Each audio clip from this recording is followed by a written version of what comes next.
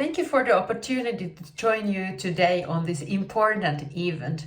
Indeed, the renovation wave has a proposal of a big opportunities to come, and it could become one of the most important piece of puzzle when contributing to the recovery and just transition in Europe. The renovation wave, investment to energy efficiency and better quality of living, can create a sustainable growth, local jobs immediately, and cut emissions. Renovation one can be the real win-win-win, and that is why it is important to discuss it with the different stakeholders and make it a good example for these years to come.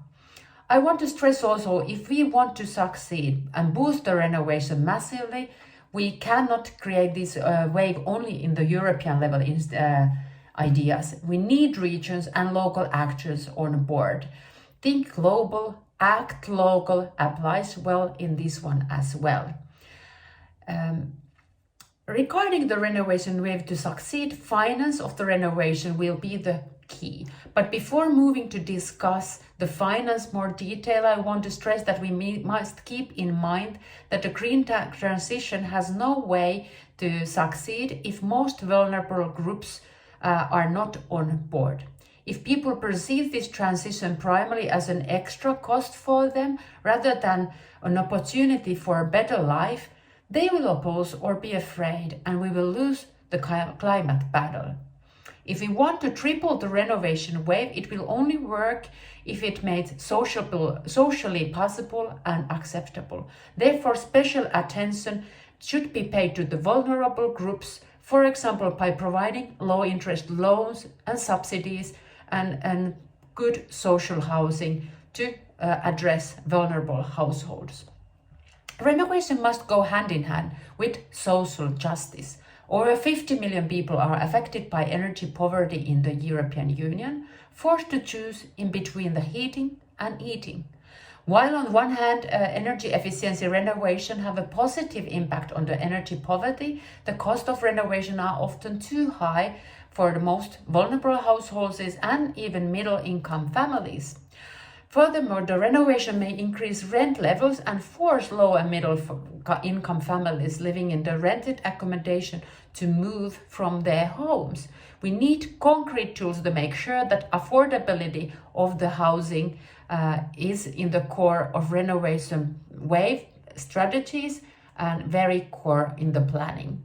I welcome Commission's Affordable Housing Initiative, which will pilot 100 lighthouse renovation districts in Europe in smart neighborhood approach and provide blueprints for replication, setting livability and latest innovation at the forefront.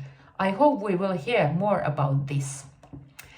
We need to ensure that there is a broad set of fiscal and economic incentives that make renovation accessible and sustainable for all. It is clear that it is important to dedicate funding exclusively to guarantee the stability of the investment environment. The role of the grants for research, innovation and demonstration programs are crucial.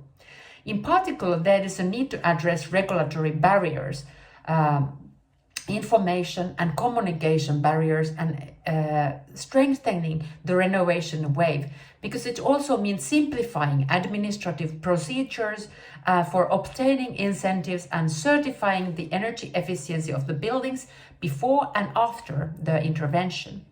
When considering large-scale renovation for certain local areas, the role of the local communities is essential. In order to ensure the renovations are cost-effective, I would encourage to support community-led renovations grouped together as a larger project covering the whole neighborhood or blocks. It is in the neighborhoods we live, not just in singular houses. Local one-stop shops are therefore crucial tools also that can provide all the information and best practices available for citizens and local actors to learn and understand from trusted source how to build eco-friendly, how to have the information of your local needs and get all information in one point. Community approach in renovation process will not only bring benefits in terms of the duration of the renovation, but also economically boosting local jobs and services. Furthermore, there are interesting opportunities in the use of financial practices and instruments such as green subsidies, tax and mortgage loans and incentives like eco loans that take account the positive impact of the energy efficiency component of the project. As said, Renovation Wave needs to involve actors from the European level to the region and local level. We need on board NGOs, we need on board citizen representation who are dealing with the decent living, and we need on board the trade unions and so on and so on. I'm happy that in the EPBD, the Energy Performance in the Buildings Directive, we required last mandate, and so now every member state should take stakeholders on board when planning their own renovations. Now Renovation Wave must develop and continue on that. We need public authorities and also private sector to be involved to find right ways for financing this and give to good framework to local communities also to act. There's a lot to do. Let's get to work.